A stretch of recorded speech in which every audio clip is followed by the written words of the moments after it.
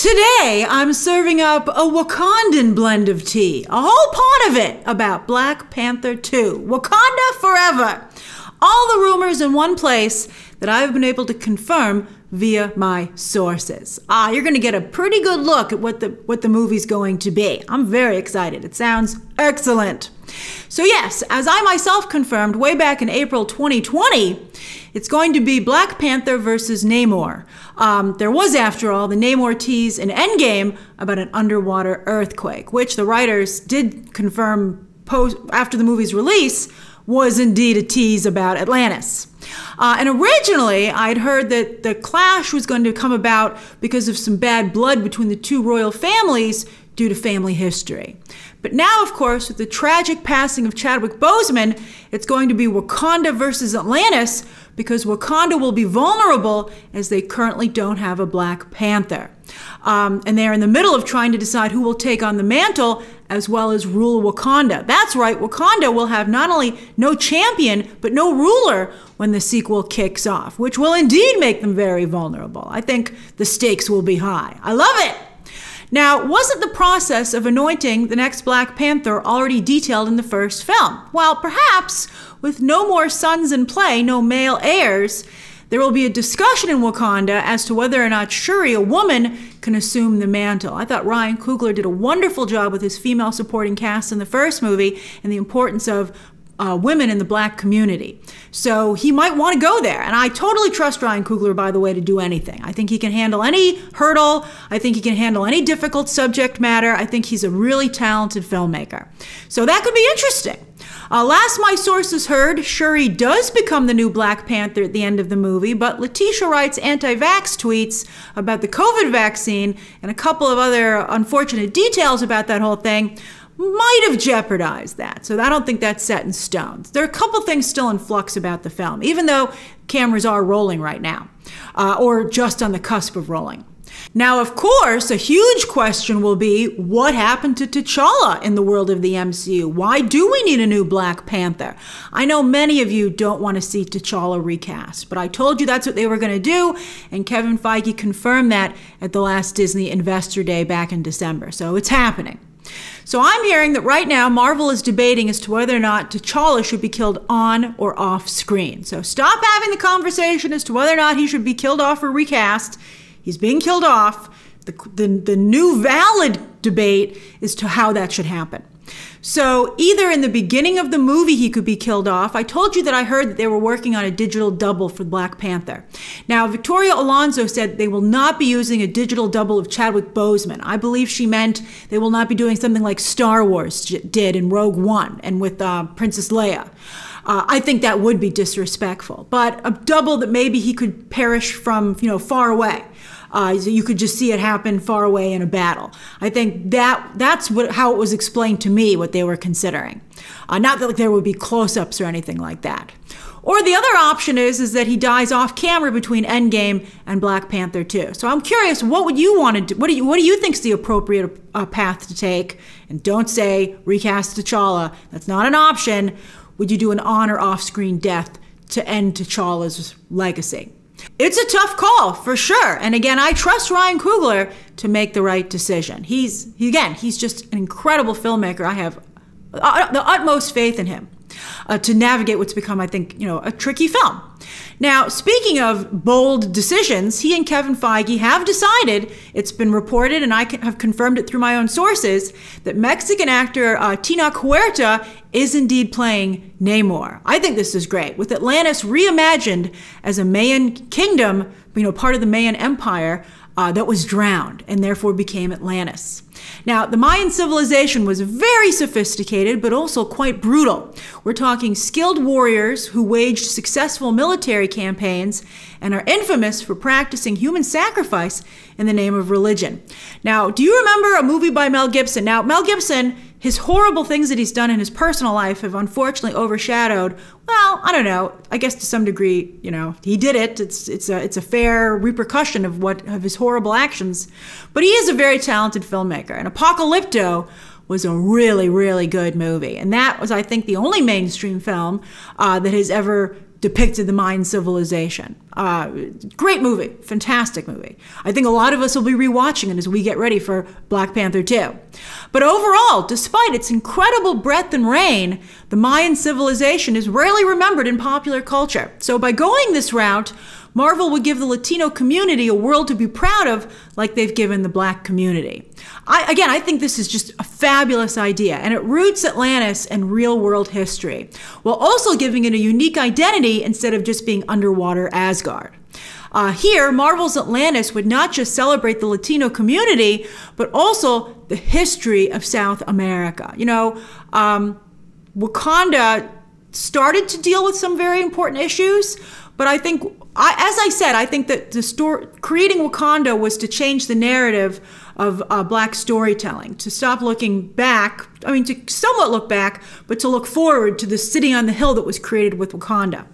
But I think, you know, celebrating the history of South America, and not just Mexico.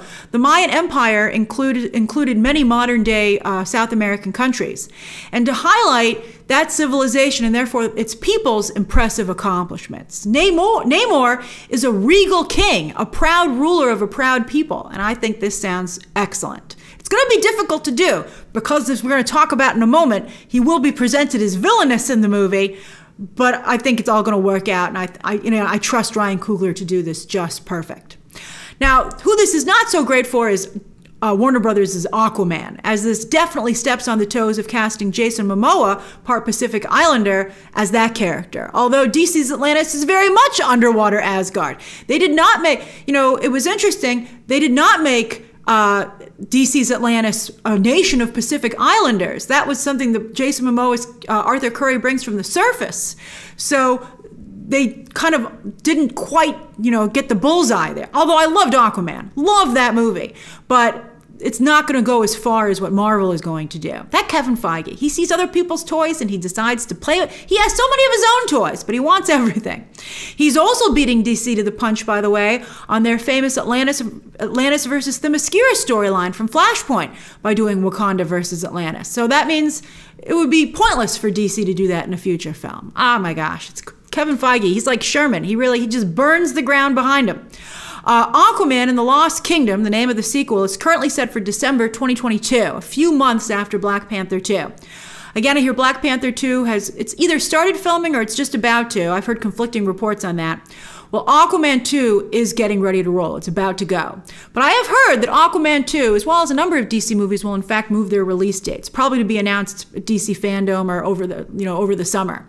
But it's not going to be up. Aquaman 2 is not going to move up. So it's going to suck. I mean, I wish they had been able to get 2 Aquaman movies out before MCU introduced their Namor and Atlantis. But they're not going to, so that's just going to be difficult. Now, as for race-bending Namor, I think that this early comic book panel, as many people have tweeted, is a mic drop.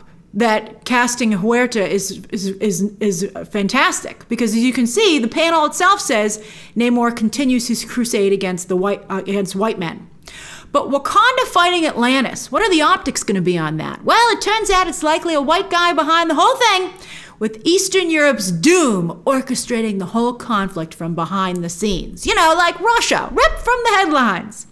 Now, Doom is not a final decision. I suspect that they do think the optics on it are bad to have Wakanda fighting Atlantis with the way they've reimagined Atlantis. So they're going to be like, I know how we can fix it, but that's, it's political. They're going to have a little bit of a headache no matter what. But I like the idea of it being Doom behind the scenes. I think you don't want to go full villain with Namor, and that's the only way to avoid it. So someone's got to be pulling the strings.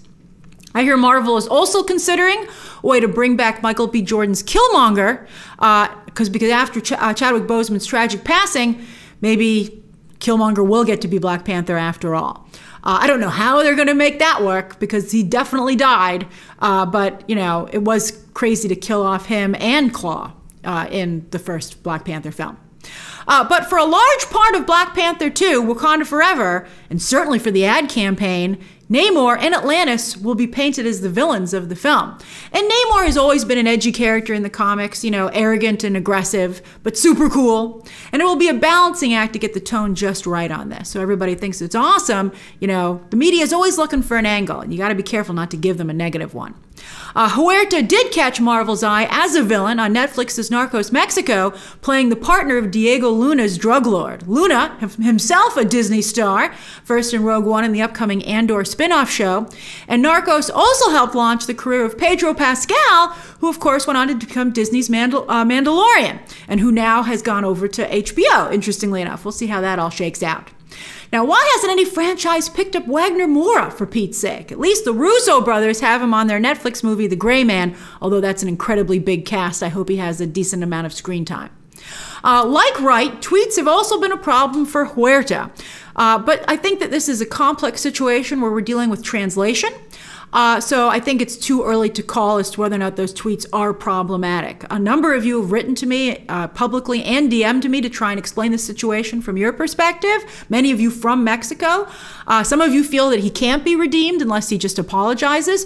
Although some of you have pointed out that, there is some colorism in Mexico, and Huerta with a darker skin tone has to navigate that. And then also some of the people, more conservative aspects of Mexico might be working against Huerta, who is on the more liberal side of Mexico. So there's a lot of stuff in play there that we don't know anything about. So I wouldn't be too quick to judge Huerta until we get more information on it and hear from him himself. James Gunn survived, and I think Letitia Wright is going to survive for the most part. We'll see if it costs her the cowl of Black Panther, the mantle. So we'll see what happens. I'm curious if you would like to weigh in on the Huerta tweet situation. We would be interested in hearing your perspective. But let's consider all the perspectives. At the very least, though, it'll be a bit of a headache of a press tour for them, with both Huerta and Wright surely being asked about these tweets. Although Aquaman 2 has its own problems, of course, with keeping Amber Heard. So how does Black Panther 2, Wakanda Forever, sound so far to you? With the choices that still have to be made, what would you decide? And, Wakanda versus Atlantis, I'm sure by the end of the movie they will team up, which will be awesome to see. And I'm sure, because it's Marvel, they're going to use the joke. It's Hollywood. Anyone would use this joke. The cats hate water. All right, so share your thoughts down below. Subscribe today. And of course, as always, you can check out some more videos right now.